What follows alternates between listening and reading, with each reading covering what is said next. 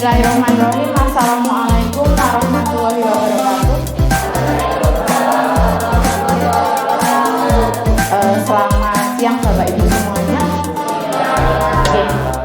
Alhamdulillah pada hari ini kita bisa bertatap muka, bertemu dalam keadaan sehat walafiat tanpa ada halangan suatu apapun. Saya pertama berterima kasih panjenengan sudah bisa rawuh ke sini, sudah bisa menghadiri kegiatan ini. Dalam rangka di sini saya akan berbagi pemahaman dan penerapan tentang budaya positif. Apa nanti konsepnya dan apa nanti yang sudah saya laksanakan, sudah saya praktekkan di sekolah ini, nanti semoga akan menjadi inspirasi buat panjenengan dan semoga harapannya ke depan nanti kurikulum merdeka bisa terimplementasikan dengan baik. Bapak Ibu, ini saya perkenalkan fasilitator saya Ibu Istinana, SPD MPD. Beliau adalah salah satu pengawas yang kebetulan berasal dari Kabupaten Temanggung, jadi tetangga saya nih. Terus pengajar praktek saya itu Ibu Islamiyah, SPD MPD. Beliau guru, salah satu guru di SMP Negeri 2 Brangsong. Nah, beliau yang mendampingi saya, yang memberikan motivasi, membimbing selalu dalam rangka untuk pendidikan calon penggerak di Angkatan 7. Nah, Bapak Ibu, nanti kita akan cari tahu atau ngangsu kawruh seperti itu tentang konsep-konsep kunci yang ada di dalam budaya positif. Di sini ada 6 kunci yang saya bagi ya. Yang pertama adalah perubahan paradigma belajar. Yang kedua disiplin positif. Yang ketiga motivasi perilaku manusia. Yang keempat kebutuhan dasar. Yang kelima posisi kontrol, ini restitusi. Dan yang keenam adalah keyakinan kelas. Dan di situ ada segitiga restitusi. Nah, yang pertama kita dari perubahan paradigma belajar. Bagaimana perubahan paradigma belajar saat ini ya Bapak Ibu, yang memang ini paradigma itu harus kita rubah. Yang dulunya kita masih pembelajaran masih teacher center, sekarang kita sudah harus berpihak pada murid atau student center. Nah, ini dari hal-hal yang kecil yang kita lakukan, yang kita implementasikan di kelas, itu ternyata juga nanti akan memberikan dampak yang luar biasa. Nah, untuk itu kita sedikit demi sedikit bagaimana yang paradigma belajar untuk sekarang di kurikulum merdeka. Nah, saya akan minta 2 dari bapak-bapak, nggak apa-apa, ibu-ibu nggak apa-apa. Kita akan mencoba cobalah buka. Ini saya kasih nama cobalah buka. Siapa yang berani maju ke depan? Siapa? Pak Sinten atau Bu? Oh, Pak Ben. Ya. Oke ya. Pak Ben dengan tunjuk Pak Ben siapa?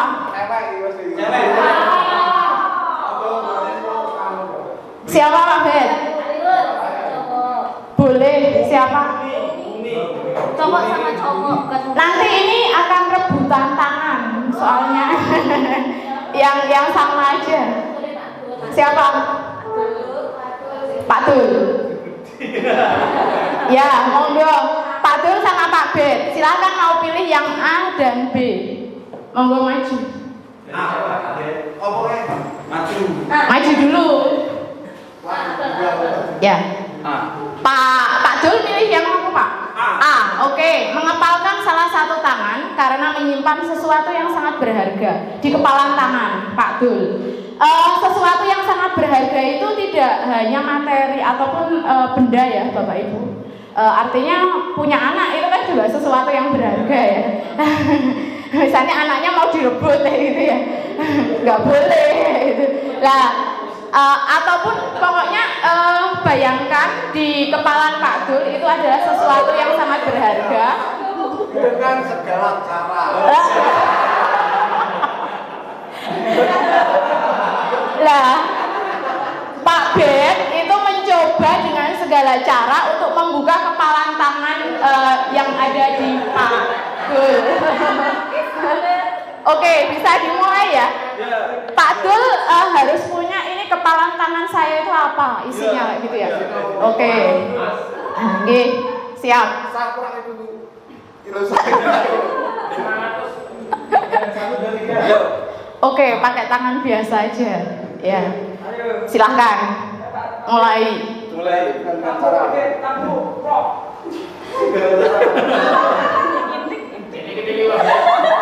Yang penting kekerasan, otak juga Bebas. Ya.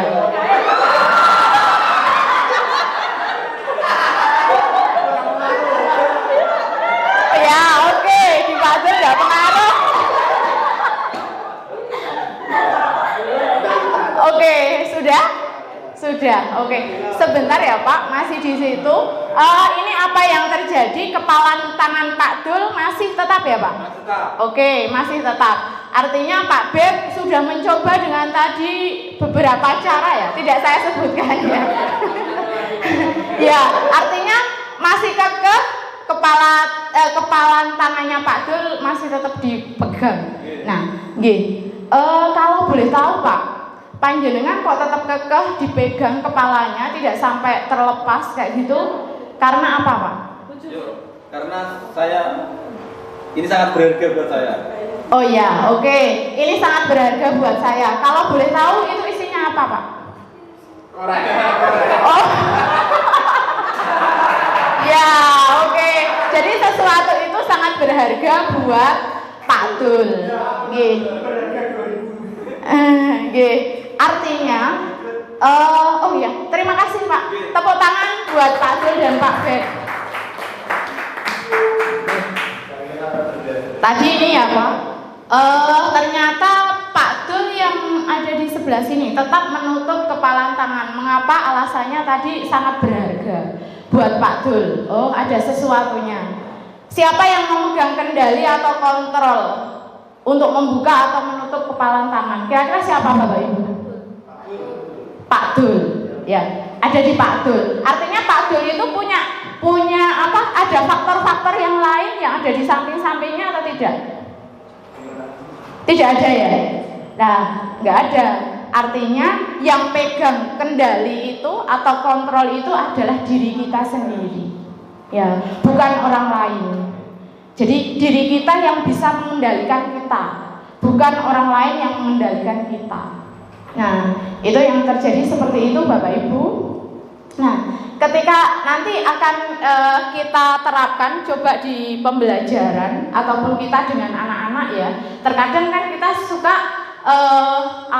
anak harus yang manut dengan kita, ya atau enggak? Iya.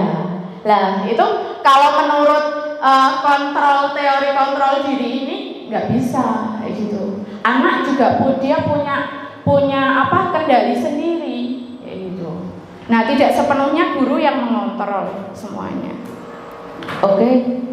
Nah, jawabannya tentu kita sendiri yang memegang kontrol atas kepalan tangan kita. Apakah kita membuka atau menutup kepalan tangan kita? Itu bergantung pada diri kita masing-masing. Karena sesuai dengan kebutuhan dasar yang kita butuhkan saat itu. Kebutuhan dasarnya kita apa? Nah, kalau kita kebutuhan dasarnya tadi sesuatu itu berharga buat saya, makanya saya kekeh tidak akan melepaskan harta yang berharga tadi, sesuatu yang berharga tadi. Nah, nanti di sini Bapak Ibu poinnya. Oke, kita lanjutkan. Saya mengutip dari Dr. William Glasser. Ini seorang pendidik sekaligus psikolog. Dalam kontrol teorinya atau teorinya beliau yang kemudian dikembangkan dan dinamakan dengan choice theory.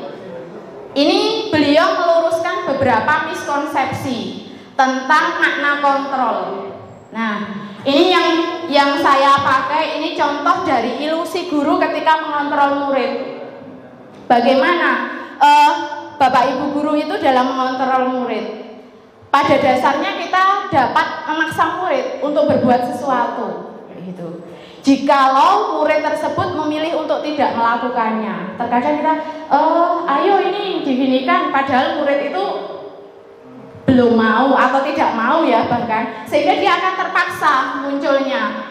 Walaupun tampaknya guru sedang mengontrol perilaku murid, hal demikian terjadi karena murid sedang mengizinkan dirinya dikontrol, sedang mengizinkan. Ketika dia nggak mengizinkan, pasti apa yang terjadi? Dia akan memberontak, nggak mau, gitu. Saat itu bentuk kontrol guru menjadi kebutuhan dasar yang dipilih oleh murid tersebut.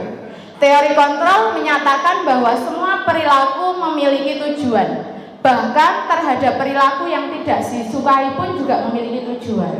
Nah, di sini jadi ketika kita kadang saya pun juga masih kemarin ya masih melakukan ini. Oh ternyata ini ilusi, gitu. Nah, yang kedua, ilusi bahwa orang dewasa itu memiliki hak untuk memaksa. Terkadang orang tua itu sing arep menangan kayak gitu ya. Lah, kamu yang harus manut dengan saya gitu. Lah, ini juga ilusi. Banyak orang dewasa yang percaya bahwa mereka memiliki tanggung jawab untuk membuat murid-murid berbuat hal tertentu. Apapun yang dilakukan dapat diterima.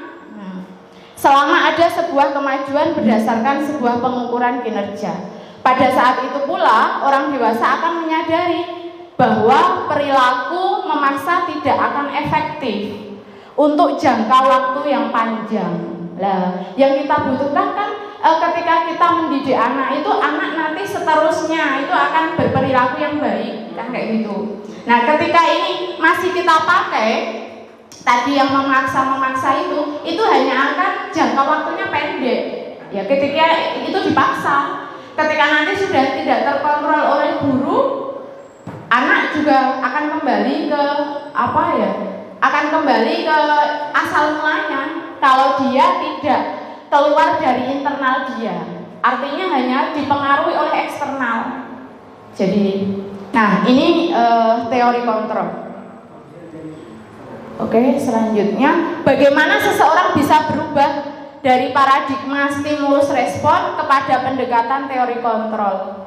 Ini menurut Pak Stephen, Principle Center Leadership, mengatakan bahwa bila kita ingin membuat kemajuan perlahan, sedikit-sedikit ubahlah sikap atau perilaku Anda.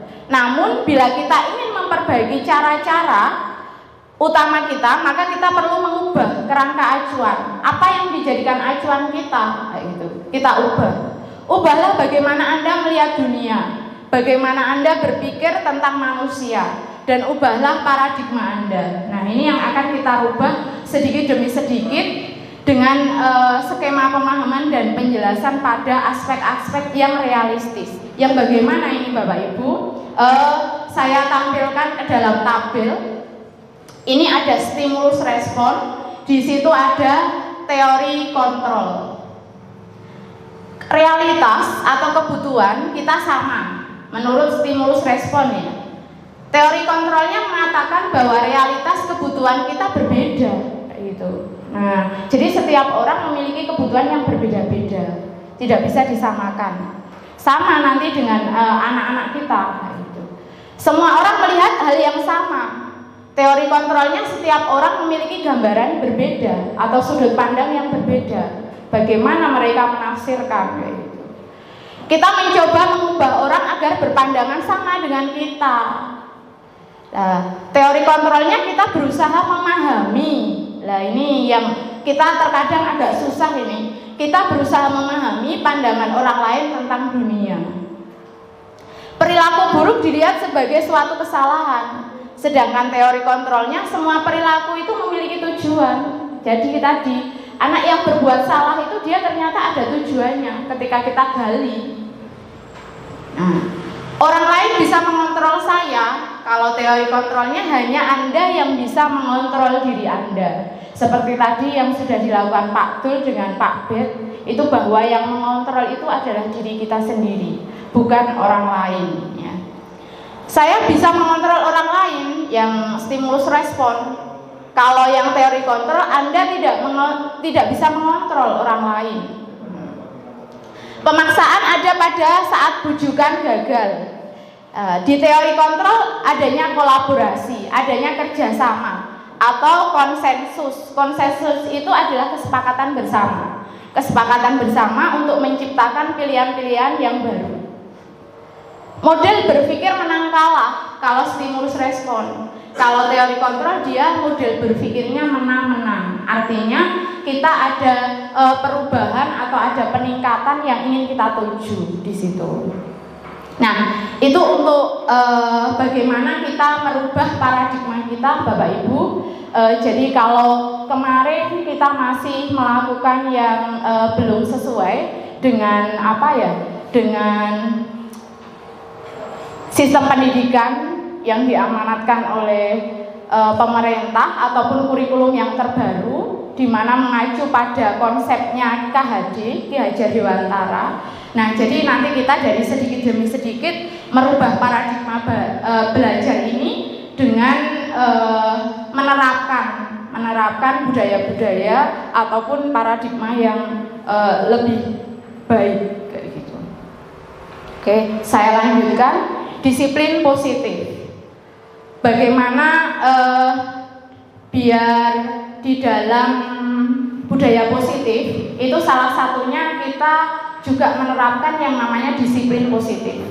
Kalau kita biasanya cenderung disiplin ya. Disiplin itu lebih mengacu kepada menanamkan motivasi. Tujuannya dulu. Tujuan dari disiplin positif itu adalah menanamkan motivasi pada murid-murid kita, yaitu untuk menjadi orang yang mereka inginkan dan menghargai diri sendiri dengan nilai-nilai yang mereka percaya.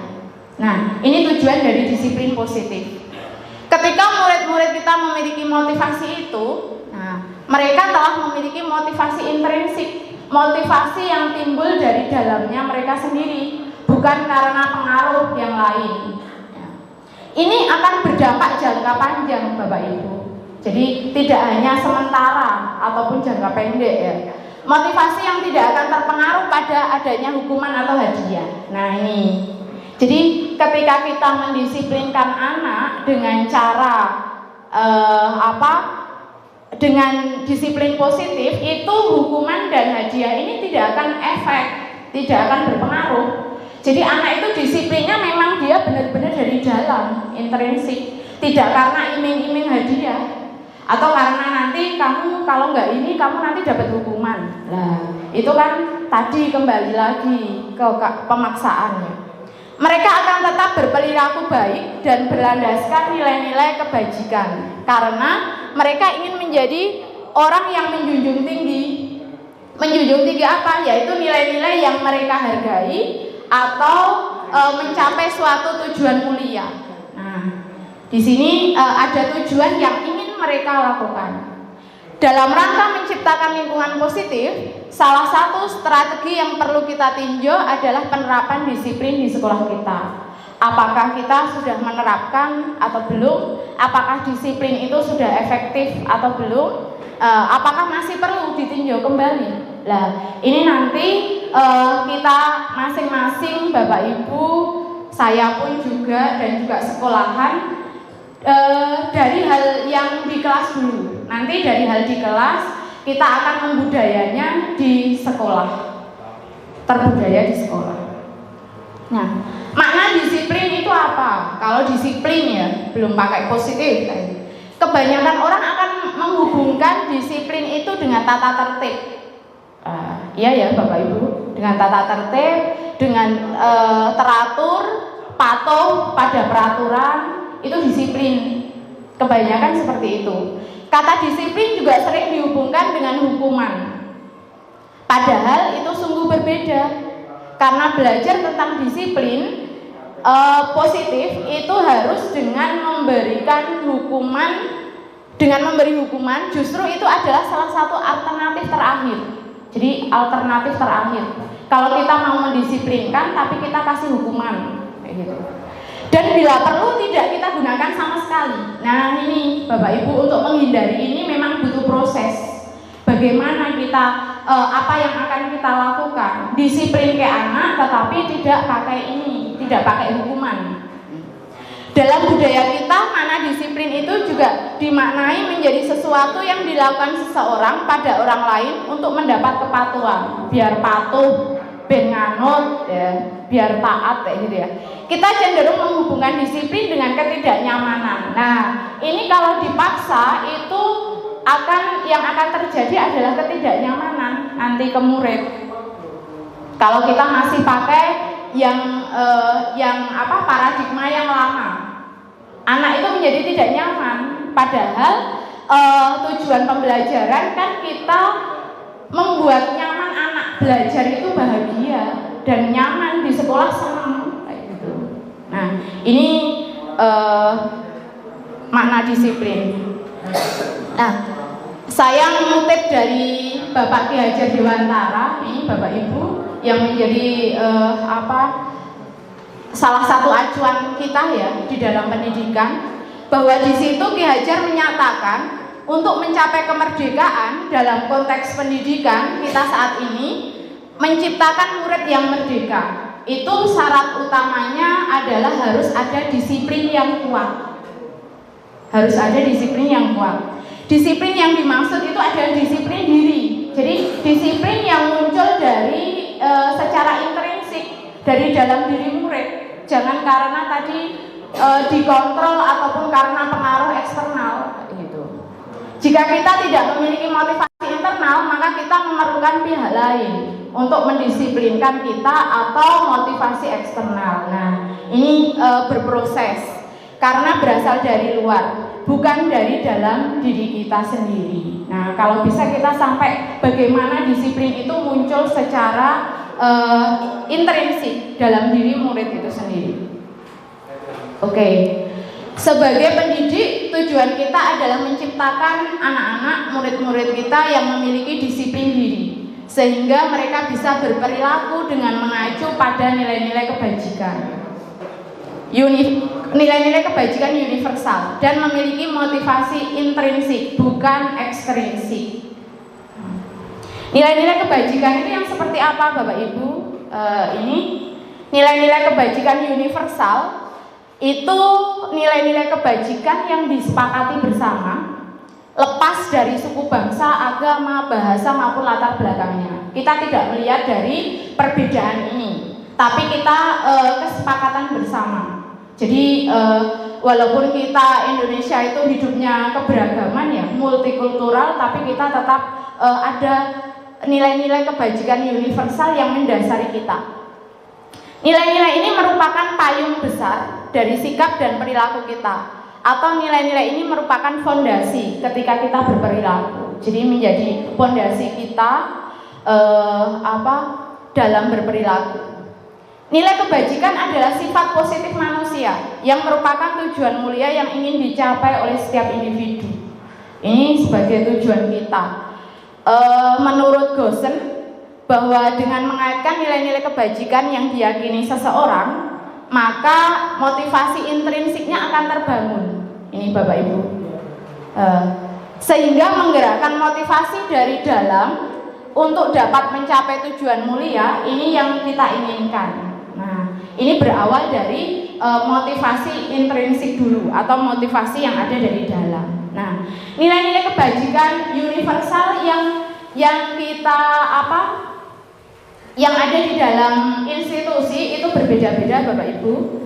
Tapi yang kita di dunia pendidikan ada nilai kebajikan yang harus kita pegang, yaitu yang harus nanti dicapai oleh setiap anak Indonesia. Seperti di kurikulum Merdeka ya, yang terbaru itu dikenal dengan profil pelajar Pancasila. Nah, ini adalah nilai-nilai kebajikan universal yang kita harus ikuti agar tercipta murid kita yang memiliki karakter dari profil pelajar Pancasila. Apa saja? Nah, panjenengan sudah ini ya mempelajari. Kemarin kita sudah buat yel-yelnya, ada 6 di situ, 6 poin. Beriman, bertakwa kepada Tuhan Yang Maha Esa dan berakhlak mulia. Yang kedua, mandiri. 3, bernalar kritis. Yang keempat, berkebinekaan global, yang kelima bergotong royong, dan yang keenam adalah kreatif. Nah, ini yang dimiliki, ini dimensi yang ada di profil pelajar Pancasila. Nah, standar pendidikan nasional seperti apa? Standar pendidikan nasional itu tujuan mulia dari penerapan disiplin positif adalah agar terbentuk murid-murid yang berkarakter. Nah, berkarakter, dia berdisiplin, santun, jujur, peduli, bertanggung jawab, dan merupakan pembelajar sepanjang hayat yang sesuai dengan standar kompetensi lulusan yang diharapkan. Jadi anak ataupun murid-murid kita itu nanti diharapkan mencapai dari tujuan standar pendidikan nasional ini. Itu Bapak Ibu untuk disiplin positif. Saya lanjutkan untuk motivasi perilaku manusia. Motivasi perilaku manusia, perilaku manusianya ya. Coba kita akan menggali bagaimana motivasi perilaku manusia. Sebelumnya kita bisa menanyakan ke diri kita masing-masing Bapak Ibu, bagaimana kita berperilaku, mengapa kita melakukan segala sesuatu, kayak gitu. Apakah kita melakukan sesuatu itu karena adanya dorongan dan lingkungan, ataukah dorongan yang lain? Nah, ini yang terkadang kita itu melakukan sesuatu karena hal-hal lain, bukan dari diri kita, kan seperti itu ya. Nah, terkadang kita melakukan sesuatu karena kita menghindari rasa sakit atau ketidaknyamanan. Terkadang kita juga melakukan sesuatu untuk mendapatkan apa yang kita mau. Saya akan mendapatkan juara 1, sehingga saya melakukan ini. Oh, saya biar dapat sepeda ontel yang terbaru itu, saya melakukan seperti ini. Lah, ini adanya dorongan-dorongan motivasi-motivasi dalam rangka kita melakukan segala sesuatu. Restructuring School Discipline menyatakan ada 3 motivasi perilaku manusia. 3 motivasi itu apa saja, gitu ya Bapak Ibu. Nah, yang pertama, motivasi perilaku manusia itu 1 untuk menghindari ketidaknyamanan atau hukuman. Di situ motivasi ini ada di tingkatan rendah dari motivasi perilaku manusia. Ini motivasi dari manusia yang paling rendah untuk menghindari ketidaknyamanan atau hukuman. Biasanya orang yang motivasi perilakunya untuk menghindari hukuman atau ketidaknyamanan ini ada satu pertanyaan, itu biasanya apa yang akan terjadi apabila saya tidak melakukannya. Nah, ini kalau dia motivasinya hanya motivasi untuk menghindari ketidaknyamanan. Apa yang akan terjadi apabila saya tidak melakukannya, kayak gitu. Nah, hanya itu motivasinya. Nah, sehingga motivasi ini bersifat eksternal. Motivasi yang timbul karena dari luar, bukan dari dia, bukan dari intrinsik atau internalnya dia. Nah, ini yang tingkatannya rendah. Yang kedua, Bapak Ibu, untuk mendapatkan imbalan atau penghargaan dari orang lain. Ini motivasi yang kedua. 1 tingkat di atas motivasi yang pertama. Di sini orang berperilaku untuk mendapatkan imbalan atau penghargaan dari orang lain. Nah, motivasinya ini untuk mendapatkan ini. Biasanya muncul pertanyaan, apa yang akan saya dapatkan apabila saya melakukannya? Apa sih yang akan saya dapatkan nek saya mengerjakan? Nah, ini motivasinya berupa kita mendapatkan imbalan. Mereka melakukan sebuah tindakan untuk mendapatkan pujian dari orang lain yang menurut mereka penting dan mereka letakkan dalam dunia berkualitas mereka. Mereka juga melakukan sesuatu untuk mendapatkan hadiah, pengakuan ataupun imbalan. Nah, motivasi ini masih bersifat eksternal karena tadi dipicu oleh pihak dari luar ya. Karena kita motivasinya hanya untuk mendapatkan imbalan, gitu aja Bapak Ibu. Yang ketiga adalah untuk menjadi orang yang mereka inginkan dan menghargai sendiri dengan nilai-nilai yang mereka percaya. Nah, pada motivasi ini itu akan menjadi orang yang seperti apabila saya melakukannya. Akan menjadi orang yang seperti apa apabila saya melakukannya. Nah, ini pertanyaannya kayak gitu. Motivasi ini nanti akan muncul pertanyaan, saya kalau melakukan ini akan menjadi apa? Akan menjadi orang yang seperti apa apabila saya melakukan ini? Nah, mereka melakukan sesuatu karena nilai-nilai yang mereka yakini dan hargai, dan mereka melakukannya karena mereka ingin menjadi orang yang melakukan nilai-nilai yang mereka yakini tersebut. Nah, ini tingkatan yang paling diharapkan Bapak Ibu. Ini adalah motivasi yang akan membuat seseorang memiliki disiplin positif pada motivasi ketiga ini. Karena motivasi berperilakunya dia bersifat internal atau bukan eksternal. Jadi dia tumbuh dari dalam diri kita sendiri, bukan dari orang lain. Nah, itu untuk yang motivasi Bapak Ibu. Saya lanjutkan untuk hukuman, konsekuensi, dan restitusi. Nah, ada tiga kata ini yang mungkin terkadang kita bingung dalam memilah ya, mana yang disebut hukuman, mana konsekuensi dan restitusi. Tapi saya yakin Bapak Ibu juga sudah melakukannya ini. Pernah menghukum Bapak Ibu? Oh sering. Pernah ya? Iya, betul. Memberikan konsekuensi sudah pernah? Berkali-kali. Oke, restitusi sudah pernah atau belum? Kalau restitusi belum ya? Belum. Atau mungkin sudah tapi belum tahu kalau itu restitusi ya. Bapak Ibu, ini di sini dipilah yang identitas gagal itu ketika kita memberikan hukuman. Yang identitas sukses ketika kita mendisiplinkan anak dengan konsekuensi dan restitusi. Di situ. Kalau hukuman itu sesuatu yang menyakitkan harus terjadi, benar nggak sih? Benar.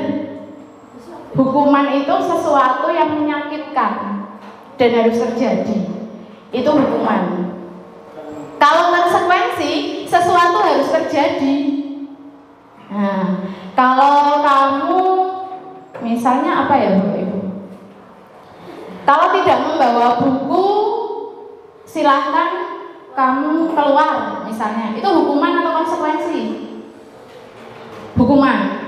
Konsekuensi yang apa? Kalau kamu nggak bawa buku, sesuai kesepakatannya kita apa? Diskor, skor negatif. Nah, kalau restitusi bagaimana? Restitusi merupakan pilihan. Nah, jadi nanti anak yang akan mereka menemukan solusinya apa? Itu kita dengan anak, kesepakatannya dengan anak. Nah, nanti ada contohnya ya Bapak Ibu. Tidak nyaman untuk murid atau anak untuk jangka waktu panjang. Itu kalau hukuman Bapak Ibu. Tidak nyaman untuk murid atau anak untuk jangka waktu pendek. Itu kalau konsekuensi. Menguatkan untuk murid atau anak dalam jangka waktu panjang. Itu restitusi. Restitusi itu jangka waktunya sampai panjang. Jadi menguatkan anak. Anak akan membekas gitu ya di memorinya. Hukuman, korban mendapatkan keadilan. Kalau konsekuensi, korban bisa diabaikan. Kalau restitusi, korban mendapatkan ganti. Ya. Murid atau anak akan tersakiti. Tadi kalau hukuman. Kalau konsekuensi, murid atau anak dibuat tidak nyaman. Dibuat tidak nyaman karena dikasih konsekuensi. Tadi. Kalau restitusi, murid atau anak mendapatkan penguatan. Jadi anak itu kita kuatkan biar dia tidak mengulangi lagi. Itu restitusi.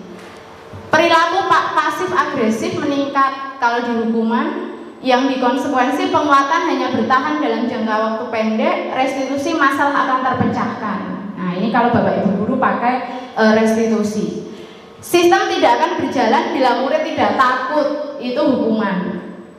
Memerlukan monitoring dan supervisi terus-menerus diri guru. Itu kalau konsekuensi, butuh kontrol ya. Kalau restitusi, murid belajar bertanggung jawab atas perilaku yang dia lakukan. Nah, dia akan dia akan merasa tanggung jawab apa yang sudah dia lakukan.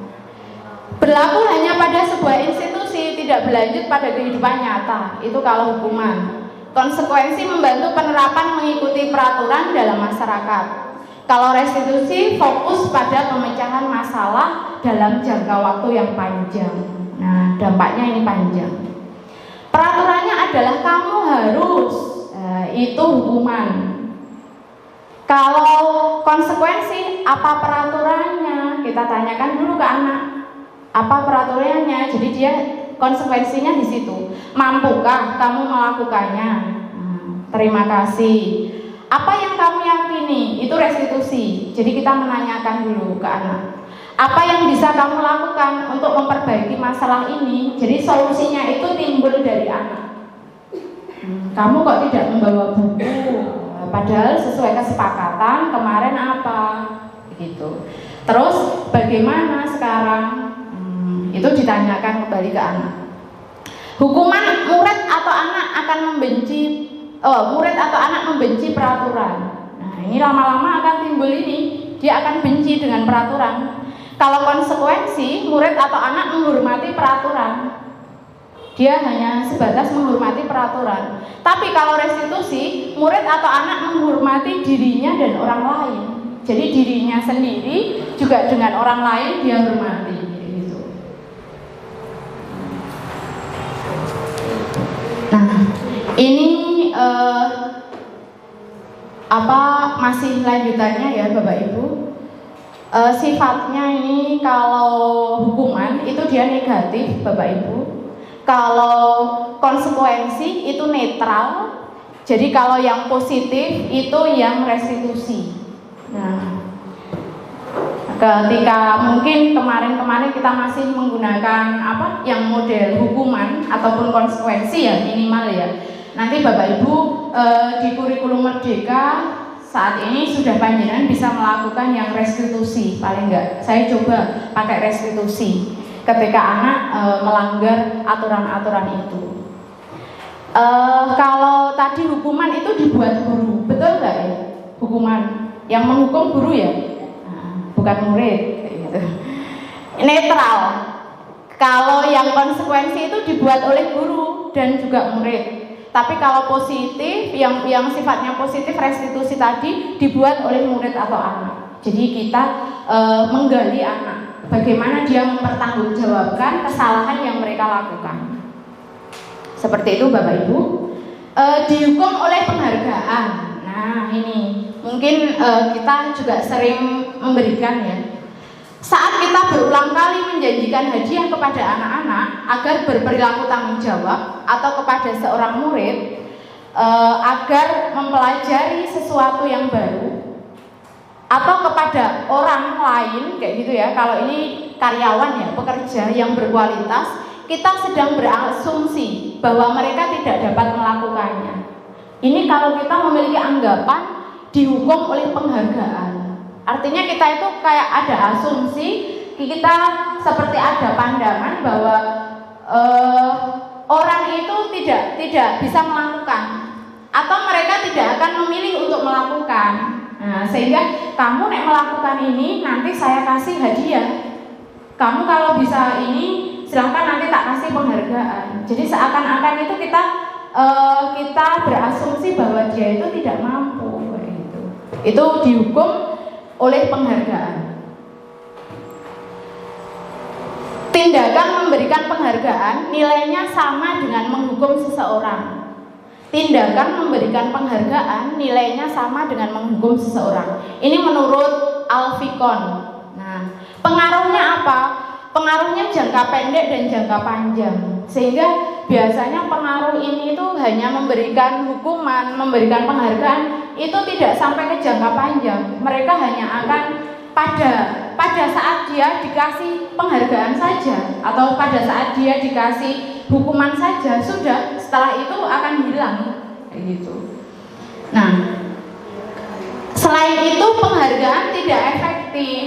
Bahwa kita Bapak Ibu kalau kita memberikan hadiah ke anak itu ternyata kurang efektif. Karena apa?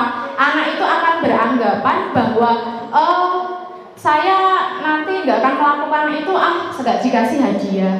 Kalau kita seringnya memberikan penghargaan. Tapi kalau tadi kan efeknya ya, kalau ini penghargaannya tidak efektif. Yang ketiga, penghargaan merusak hubungan. Dengan kita memberikan penghargaan atau reward lah bahasanya, reward itu dikatakan bahwa merusak hubungan. Terkadang itu muncul kecemburuan atau iri. Oh, itu yang kayak gini diberikan, saya enggak. Sehingga anak yang pandangannya saya tidak, mendingan saya enggak usah. Nah, ini tidak baik juga. Penghargaan mengurangi ketepatan. Nah, ini juga akan mengurangi ketepatan. Penghargaan menurunkan kualitas. Menurunkan kualitas yang bagaimana? Seharusnya dia itu bisa membuat secara maksimal misalnya, tapi ada kriteria-kriteria tertentu sehingga anak sudah cukup di sini aja sudah dapat nilai bagus, cukup di sini aja nanti sudah dapat hadiah, padahal dia bisa mencapai di atasnya. Nah, ini akan menurunkan kualitas kalau kita memberikan penghargaan dengan memberikan penghargaan ya. Penghargaan mematikan kreativitas, hampir sama dengan contohnya dengan yang penghargaan menurunkan kualitas. Kreativitas anak itu ketika kita memberikan kriteria-kriteria dengan tindakan kita akan mengasih penghargaan, itu terkadang ide anak, kreatif anak itu menjadikan anak hilang kreatifnya. Sudah karena hanya disuruh buat seperti ini, nanti akan dapat hadiah, reward. Padahal kreativitas mereka bisa lebih gitu. Nah, inilah Bapak Ibu tindakan yang memberikan penghargaan nilainya sama dengan menghukum seseorang. Ini menurut Pak Alfikon. Nah, teorinya begitu. Oke, kita lanjut. Nanti sama-sama kita berefleksi ya Bapak Ibu. Ternyata kita selama ini juga masih memberikan hukuman, memberikan penghargaan. Contoh seperti di sini kan ada skor positif itu ya Bapak Ibu. Saya yakin juga ada tujuannya, tapi ternyata juga ada dampak-dampaknya kayak gitu. Selanjutnya kita ke restitusi Bapak Ibu. Restitusi adalah sebuah pendekatan untuk menciptakan disiplin positif. Nah, mungkin Bapak Ibu baru ini, kalau yang belum atau mungkin sudah ada yang tahu gitu. Restitusi sebuah pendekatan untuk menciptakan disiplin positif. Yang bagaimana?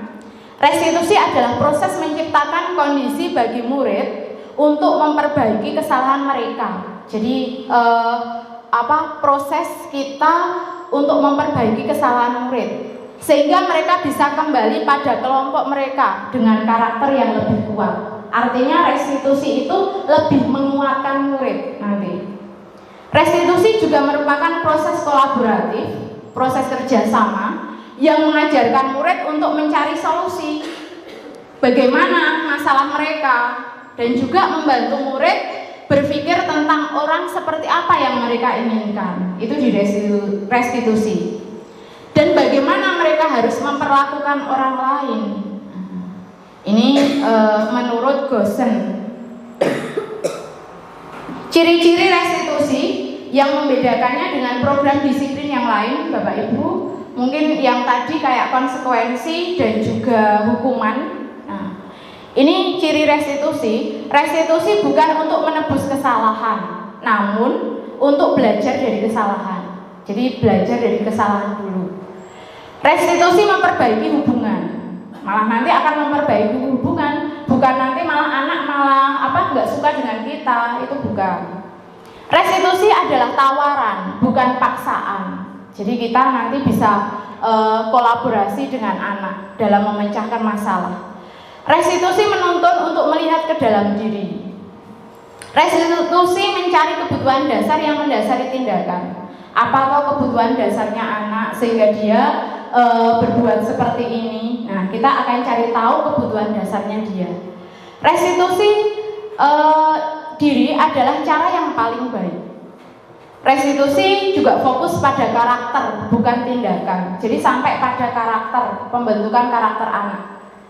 Restitusi menguatkan dan restitusi fokus pada solusi.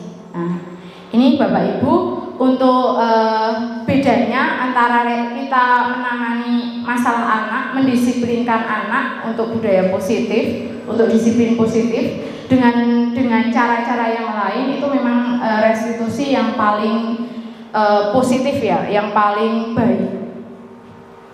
Ya, kita lanjutkan ke keyakinan kelas. Keyakinan kelas, Bapak Ibu guru pernah membuat keyakinan kelas bersama anak? Pernah? Gitu. Atau belum? Belum. Oke. Gitu. Keyakinan yaitu nilai-nilai kebajikan universal yang disepakati secara tersirat dan tersurat. Tersirat itu berarti bisa lewat lisan ya, tersurat tulisan, lepas dari latar belakang suku, negara, bahasa maupun agama. Nah, keyakinan apakah sama dengan peraturan kayak gitu ya? Nilai-nilai kebajikan bahwa menekankan pada keyakinan seseorang dan lebih ke motivasi seseorang dari dalam, dari internal mereka. Seseorang akan lebih tergerak dan bersemangat untuk menjalankan keyakinannya daripada hanya sekedar mengikuti serangkaian peraturan. Ini, kalau keyakinan itu timbul dari dalam dirinya, tapi kalau peraturan hanya sebatas mereka tertulis tanpa makna. Kalau di sini bahannya. Murid-murid pun demikian. Mereka perlu mendengarkan dan memahami arti sesungguhnya tentang peraturan-peraturan yang diberikan. Apa nilai kebajikan di balik peraturan itu? Apa tujuan utamanya? Dan menjadi tidak tertarik atau takut sehingga hanya sekedar mengikuti peraturan. Itu kalau peraturan Bapak Ibu. Jadi hanya diikuti oleh murid, bahkan mereka tidak tahu makna di baliknya. Itu peraturan. Sebatas saya ini nganut peraturan gitu ya. Yang mengatur mereka tanpa memahami tujuan mulianya. Itu kalau peraturan. Kalau keyakinan itu nanti akan tumbuh dari dalam diri mereka. Jadi oke, saya lanjutkan. Pembentukan keyakinan sekolah. Nah, salah satunya Bapak Ibu, kalau kita ingin menerapkan disiplin positif, itu nanti sampai membudaya ya ke sekolah, itu minimal kita disiplin dulu di dalam kelas. Mungkin Bapak Ibu sudah menerapkan kesepakatan kelas gitu? Sudah? Nggih, pun. Oke, minimal itu dulu Bapak Ibu, pembentukan keyakinan kelas atau kita sering sebut dengan kesepakatan kelas yang dibuat oleh bareng-bareng sama anak gitu. Bukan panjenengan sendiri. Boleh, bebarengan dengan anak, sepakat dengan anak, membuat konsensus kayak gitu. Pembentukan keyakinan kelas itu mulai dari keyakinan yang bersifat abstrak daripada peraturan ya. Nanti keyakinan kelas berupa pernyataan-pernyataan universal. Pernyataan keyakinan kelas senantiasa dibuat dalam bentuk positif. Kalau bisa pakai kalimat-kalimat positif Bapak Ibu. Ini diarahkan pakai kalimat yang positif. Keyakinan kelas hendaknya tidak terlalu banyak sehingga nanti akan mudah diingat oleh murid dan kita Bapak Ibu. Jadi membuat keyakinan kelas tidak usah terlalu banyak poin, tapi nanti malah lupa. Jadi kita membuat poin-poin yang penting. Keyakinan kelas sebaiknya sesuatu yang dapat diterapkan di lingkungan tersebut. Mungkin satu kelas dengan kelas lain keyakinan kelasnya bisa beda. Itu bisa Bapak Ibu. Tinggal melihat kondisi lingkungan kelas. Semua warga kelas hendaknya ikut berkontribusi dalam pembuatan keyakinan kelas lewat kegiatan curah pendapat. Jadi nanti dari anak gitu ya Bapak Ibu. Anak mengusulkan ide-ide mereka dan nanti disepakati, kita kaji bersama dengan anak mana yang mereka sepakati bersama. Ini saya ada penerapan yang sudah saya terapkan kayak kesepakatan kelas di IPS di kelas 7H Bapak Ibu. Sebentar. Bapak Ibu, ini penerapan dari kesepakatan kelas, keyakinan kelas yang sudah saya lakukan di kelas IPS di kelas 7H. Itu saya membuat kesepakatan kelas bersama anak-anak di 7H. Mulai dari mereka curah pendapat dulu, mereka menemukan ide-ide mereka yang ingin mereka sampaikan. Saya memfasilitasi waktu itu menggunakan kertas sticky note yang kecil-kecil itu ya. Terus anak-anak tempelkan di papan tulis. Saya kasih kertas besar di situ. Terus anak-anak menempelkan satu persatu apa yang mereka harapkan, keyakinan-keyakinan yang mereka harapkan, disiplin positif apa yang mereka inginkan di kelas mereka ketika pelajaran IPS gitu. Nah, mereka menempelkan dari satu-satu, kemudian kita kaji bersama. Nah, tentunya kan ada beberapa yang sama gitu ya. Oh, datang tepat waktu, tidak boleh terlambat. Lah, itu kan hampir sama. Jadi kita kaji menjadi kesepakatan kelas. Menjadi kesepakatan kelas, di situ berisi poin-poin yang akan mereka yakini gitu. Nah, poin-poinnya ini kami tulis Bapak Ibu di sampingnya dari tadi ide-ide anak itu yang mereka tuliskan di kertas sticky notes itu. Kemudian kita gali bersama, kita kaji bersama menjadi satu kesepakatan. Ini saya ada 6 poin Bapak Ibu, kesepakatan di kelas 7H. Tertib waktu masuk kelas. Nah, ini anak-anak ini mengharapkan untuk tertib waktu masuk kelas. Jadi mereka sudah sepakat. Artinya ketika terlambat itu saya ingatkan bagaimana kesepakatan kelas IPS kalian. Nah, ini juga mereka catat di buku IPS di awal itu. Jadi ketika lupa saya minta untuk membuka. Nah, kesepakatan kelas kita gimana kemarin kayak gitu. Terus yang kedua, berbicara sopan kepada guru dan teman. Ini yang ketiga, diperbolehkan minum ini, tapi air mineral Bapak Ibu. Jadi kami di kelas IPS boleh minum air mineral di sela-sela pembelajaran dengan seizin guru. Jadi anak-anak biasanya, bolehkah saya izin untuk minum Bu? Ya boleh. Tapi saya tidak mengizinkan untuk minta minumnya. Kalau kalian membutuhkan minum, silahkan kalian sudah siapkan, sudah bawa minum air mineral yang mereka siapkan. Yang keempat, mengumpulkan tugas sesuai dengan kesepakatan waktu pengumpulan. Ini meskipun ada 1-2 anak yang terlambat, sehingga dari yang terlambat itu biasanya saya ingatkan lagi kesepakatan kelasnya seperti apa, sehingga nanti mereka akan muncul, ya Bu, besok saya tidak akan terlambat dalam mengumpulkan tugas. Nah, itu kita kalau sudah pegang keyakinan atau kesepakatan ini, kita akan ibaratnya apa ya, tadi tidak menghukum anak, tapi kita akan mencari solusinya bersama anak. Kita ingatkan dulu keyakinan-keyakinan kita.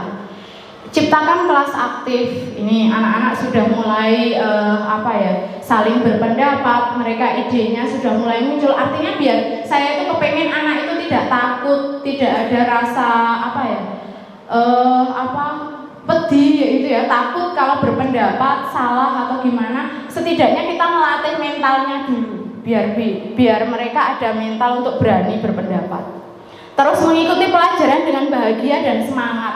Nah, ini yang saya harapkan. Jadi di dalam kita mendidik itu kita ciptakan Bapak Ibu, murid-murid kita itu ada rasa nyaman, ada rasa bahagia, ada rasa senang kayak gitu.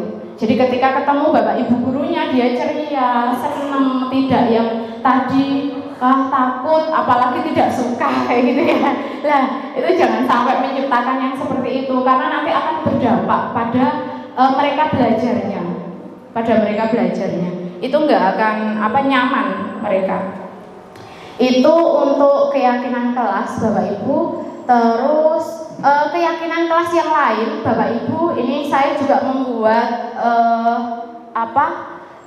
bisa panjenengan dengan memberikan seperti kita membuat keyakinan kelas, tapi di situ ada tugas guru dan tugas murid. Nah, membuat kolom nanti bisa dibuat di kertas yang besar. Guru apa, murid apa? Karena konsep dari kesepakatan kelas atau keyakinan kelas itu antara guru dan muridnya juga sama, harus melakukannya. Jangan hanya kita membuat kesepakatan kelas tapi dilakukan oleh murid saja yang kita eksekusi, tidak, tapi gurunya juga kita menciptakan itu. Nah, itu bisa dibuat dengan berbagai model, Bapak Ibu. Ini saya contohnya buat guru tugasnya apa, murid tugasnya apa. Saya buat kayak gitu. Guru tugasnya bukan menyakiti atau disakiti, terus murid tugasnya bukan menyakiti atau tidak. Ini bisa dibuat dengan berbagai model. Ini kalau yang guru tugasnya, murid tugasnya. Ada lagi kayaknya model yang lain, Bapak Ibu. Sebentar.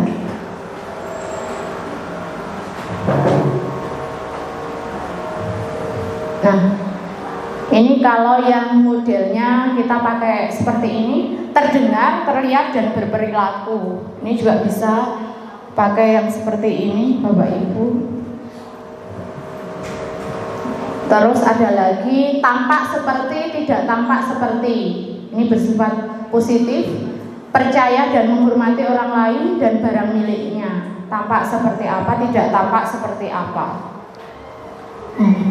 Ini keyakinan kelas dengan model-model yang bisa kita terapkan, yang kita bisa gunakan di dalam kita mendisiplinkan murid-murid kita, biar tercipta disiplin yang positif. Itu Bapak Ibu.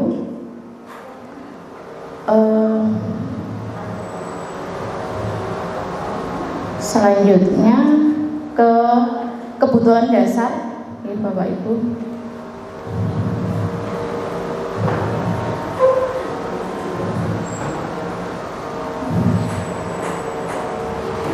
Kebutuhan dasar manusia.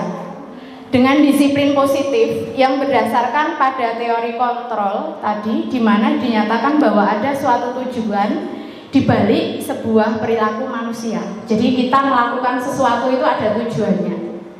Kita juga percaya bahwa murid memiliki tujuan di balik perilaku mereka. Salah satunya adalah memenuhi kebutuhan dasar mereka. Apa? Ketika seorang murid melakukan suatu perbuatan yang menyimpang atau bertentangan dengan nilai-nilai kebajikan atau melanggar peraturan, hal itu sebenarnya dikarenakan mereka gagal.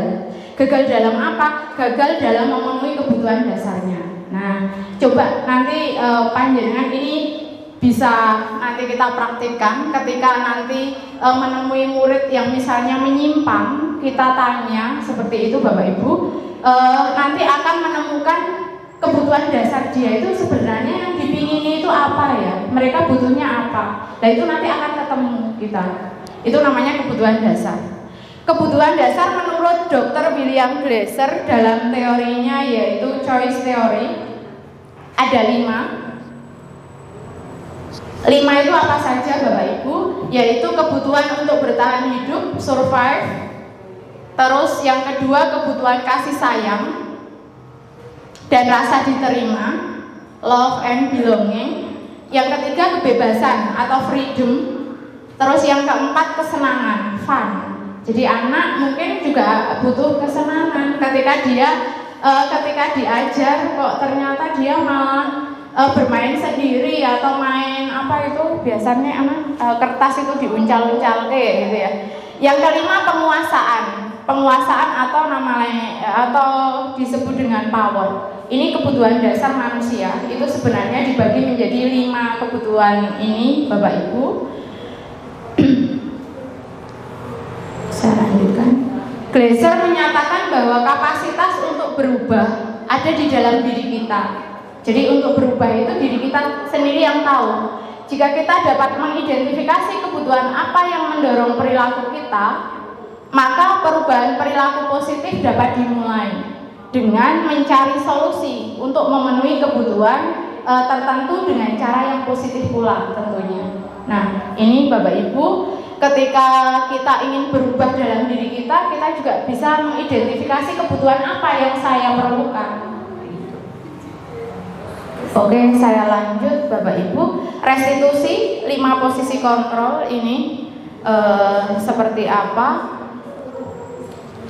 Gosen dalam bukunya Restitution Restructuring School Discipline memberikan pemahaman bahwa ada 5 posisi kontrol yang bisa diterapkan oleh seorang guru ataupun orang tua ya Bapak Ibu.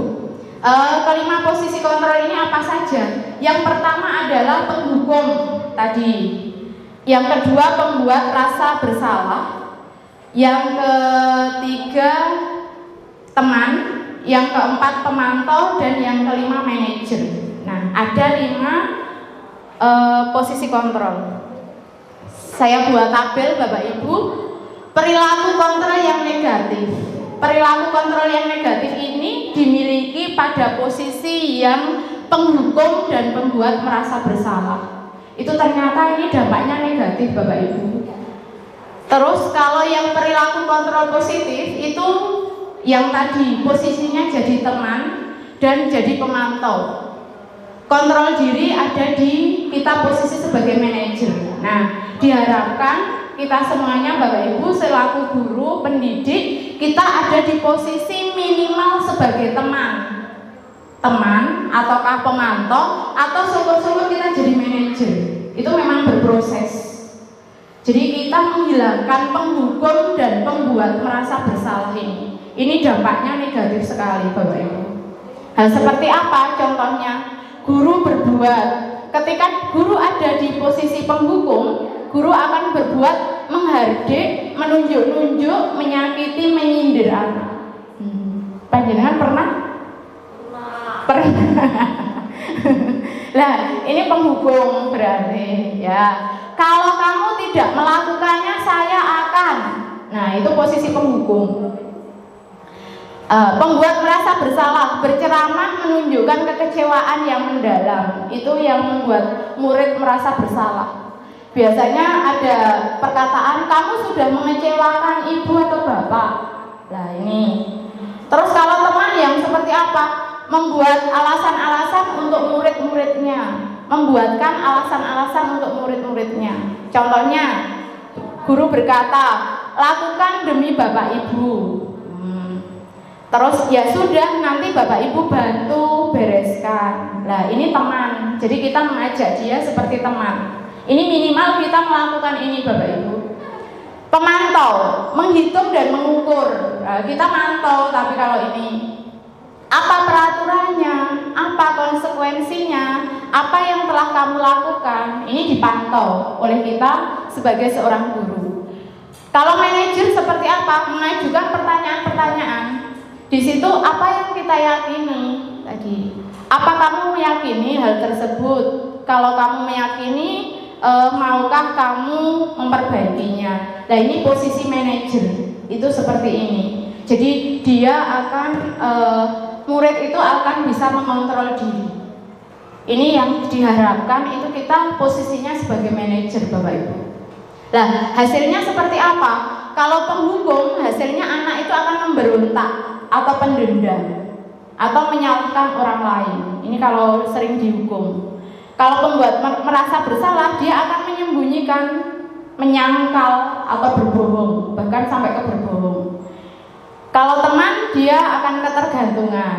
Nah, kalau pemantau, dia menyesuaikan bila diawasi, ketika saat diawasi saja. Kalau manajer itu memang yang menguatkan watak atau karakter dari murid tersebut. Ini Bapak Ibu yang ke-6 atau ke-7 ya, ini materi terakhir, yaitu segitiga restitusi Bapak Ibu. Segitiga restitusi ini salah satu cara di dalam kita menyelesaikan permasalahan anak juga. Saya tampilkan di situ gambar segitiga restitusi. Di segitiga restitusi ada 3 sisi ya Bapak Ibu. Yang pertama adalah menstabilkan identitas, sisi pertama. Yang kedua ada validitas tindakan yang salah. Yang ketiga ada menanyakan keyakinan. Nah, seperti apa contohnya? Sisi 1 yaitu menstabilkan identitas. Kita akan menstabilkan identitas. Tujuannya untuk apa? Yaitu untuk mengubah identitas anak dari orang yang gagal karena melakukan kesalahan menjadi orang yang sukses. Di sini, anak yang melanggar peraturan karena sedang mencari perhatian. adalah anak yang sedang mengalami kegagalan di situ. Dia mencoba untuk memenuhi kebutuhan dasarnya tadi ya. Dia punya kebutuhan dasar, namun ada benturan. Kalau kita mengkritik dia, maka kita akan tetap membuatnya dalam posisi gagal. Nah, ini Bapak Ibu. Jadi ketika menstabilkan identitas itu biasanya kita bisa mengatakan berbuat salah itu tidak apa-apa, kayak gitu. Kita awalnya pakai itu. Atau tidak ada manusia yang sempurna, nak. Nah, misalnya itu pada kita menstabilkan identitas. Saya Bu Eka juga pernah melakukan kesalahan seperti itu. Lah, dia akan akan ada rasa ada rasa untuk memperbaiki. Kita bisa menyelesaikan ini. Nah, jadi dia dikuatkan. Itu dalam menstabilkan identitas. Terus yang kedua, langkah yang kedua, setelah itu kita validasi tindakan, Bapak Ibu. Validasi tindakan yang salah. Setiap tindakan kita dilakukan dengan suatu tujuan, yaitu memenuhi kebutuhan dasar tadi. Kalau kita memahami kebutuhan dasar, apa yang mendasari sebuah tindakan, kita akan bisa menemukan cara-cara yang paling efektif untuk memenuhi kebutuhan itu. Contohnya, ketika tadi sudah identitas ya tadi, validasi tindakan. Padahal kamu bisa melakukan yang lebih buruk dari ini ya. Misalnya, kamu pasti punya alasan mengapa melakukan hal ini. Anak itu punya tujuan. Ketika dia melakukan perbuatan yang menyimpang, itu ketika kita gali, kita tanya, itu dia ada tujuannya apa. Kamu patut bangga pada dirimu sendiri karena kamu telah melindungi sesuatu yang penting buat kamu. Kamu boleh mempertahankan sikap itu, tapi kamu harus menambahkan sikap yang baru. Nah, sikap baru ini yang mana? Ya gitu ya. Itu ada di sisi yang ketiga. Namanya menanyakan keyakinan, Bapak Ibu. Nah, di sini kita yang di sisi yang ketiga menanyakan keyakinan itu untuk mencari nanti solusi. Pada dasarnya dia akan termotivasi secara internal pada sisi ketiga. Ketika identitas sukses telah dicapai pada langkah pertama dan langkah kedua, maka anak akan siap untuk dihubungkan dengan nilai-nilai yang dia percaya dan berpindah menjadi orang yang dia inginkan, kayak gitu. Contohnya kita menanyakan apa yang kita percaya sebagai kelas atau keluarga. Nah, ini anak ditanya agar dia ada kekompakan misalnya ya. Apa nilai-nilai umum yang kita telah sepakati? Nah, ini ditanyakan kembali di situ. Apa bayangan kita tentang kelas yang ideal? Nah, nanti anak kan akan tumbuh ide.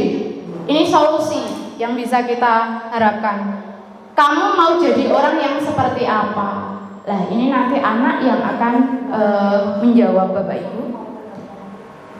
Saya di sini akan menampilkan contoh penerapan segitiga restitusi, Bapak Ibu, yang pernah saya lakukan.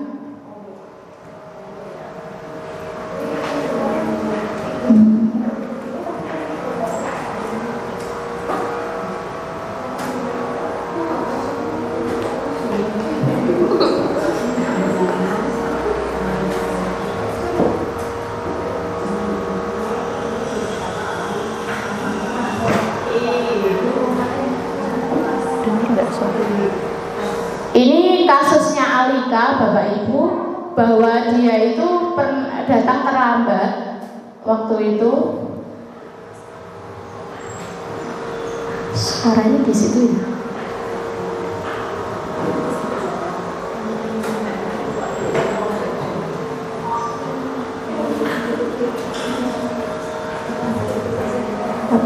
Agak kecil.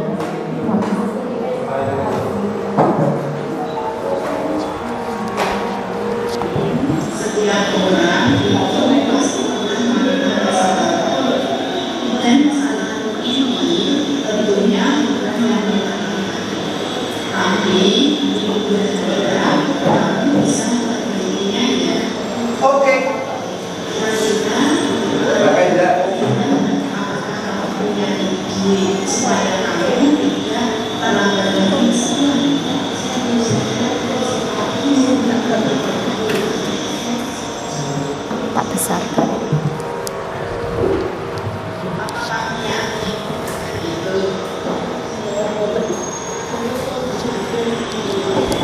Baik, kalau memang itu solusi yang kamu ambil, Ibu berharap kamu akan menjawab solusi ini ya. Setelah ini, apakah ada pelajaran? Oke, silakan. Anda bisa menuju ke kelas, bisa mengikuti pelajaran selanjutnya. Terima kasih ya. Terima kasih.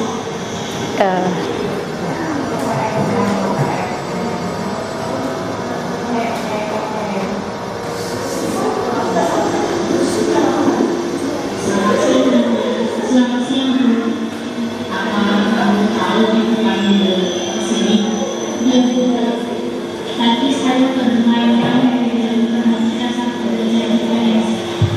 Kamu tahu kondisi anak dengan keyakinan kelas intensitas. Iya, Bu, saya masih ingat. Jadi,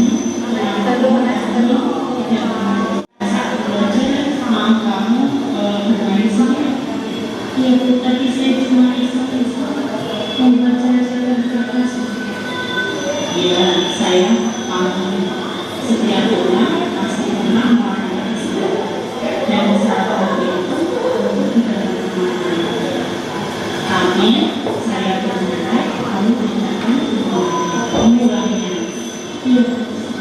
Kemudian sekarang kira-kira bagaimana caranya supaya kamu tidak main sendiri sehingga kamu tidak main belajar. Mungkin sebelumnya kamu pernah melakukan yang seperti ini. Iya, contoh di pelajaran lain. Iya. Terus Bapak Ibu menentukan ulang. Tapi kamunya masih bermain terus. Iya. Kalau kamu saya benar menyelesaikan saya tidak ingin bertanya. Tapi saya ingat kamu sedang seperti itu yang bisa menjadikan saya percaya tidak dalam hal yang seperti itu. Saya akan memperhatikan saat menjadi saya tentang hal sebelum yaitu apakah kamu sedang jawab. Jadi kalau memang mampu saya percaya. Dan memang kamu dan kamu saya sangat mendukung ini saya berusaha. Ya, terima kasih. Kalau mungkin sudah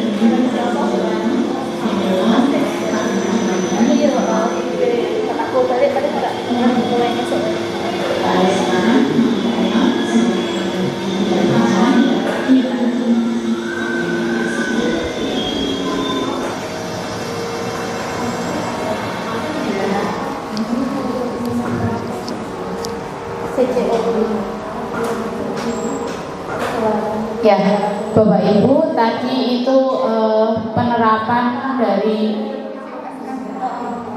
segitiga restitusi yang pernah saya lakukan. Yang pertama itu tadi kasusnya Alika, dia datang terlambat karena ketika setelah sholat subuh dia tidur lagi waktu itu ya alasannya. Terus yang kedua tadi yang nada itu dia bermain sendiri saat pembelajaran IPS dengan alasan dia itu bermain kertas sendiri sehingga tidak fokus ke pembelajaran. Nah, sehingga dengan adanya restitusi ini dia akan menemukan solusi bagaimana biar dia besok tidak mengulang hal yang sudah dia lakukan seperti itu. Saya mencoba untuk membuat segitiga restitusi. Penanganannya pakai segitiga restitusi. Bapak Ibu, yang terakhir ini sebagai penutup kita dalam penerapan program disiplin positif, hendaknya guru memiliki standar kepribadian, profesional dan sosial yang baik, di mana guru mampu berefleksi pada posisi kontrolnya saat ini. Bagaimana perjalanan dirinya sebagai seorang among ya, Among ini sekarang sudah sedang digencarkan menjadi salah satu program ini dari Pak Bupati Kendal, Bapak Ibu. Among siswa, yaitu posisi manajer. Among itu ada di posisi manajer. Kita sebagai manajer. Tadi kalau posisi kontrol. Kalau saya katakan tadi kan minimal kita ada di posisi teman, pemantau, dan manajer. Nah, yang menuntun murid-murid menjadi insan yang mandiri, merdeka, dan bertanggung jawab. Ini Bapak Ibu, ini harapannya dari pemerintah, dari Standar Nasional Pendidikan. Kita bisa mencapai ini, kita menjadi pembelajar sepanjang hayat, juga guru tentunya tidak lepas dari itu, belajar, dan kita terus belajar, mengupgrade diri, meningkatkan kualitas diri, karena tuntutan zaman sekarang, dan juga agar anak-anak itu kita persiapkan dengan baik, jangan sampai salah di dalam mendidik. Seperti itu Bapak Ibu. Demikian yang bisa saya sampaikan Bapak Ibu. Sebelum saya tutup, saya minta umpan balik mungkin dari Bapak Ibu guru terkait dengan materi ini, budaya positif. Mungkin monggo ada yang mau memberikan umpan balik, saya persilahkan.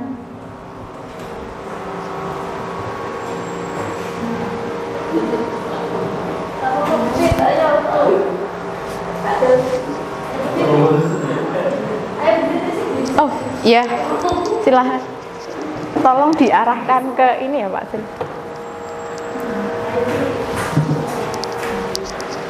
Silahkan Bu Fitri. Assalamualaikum warahmatullahi wabarakatuh. Waalaikumsalam warahmatullahi wabarakatuh. Enggak apa-apa.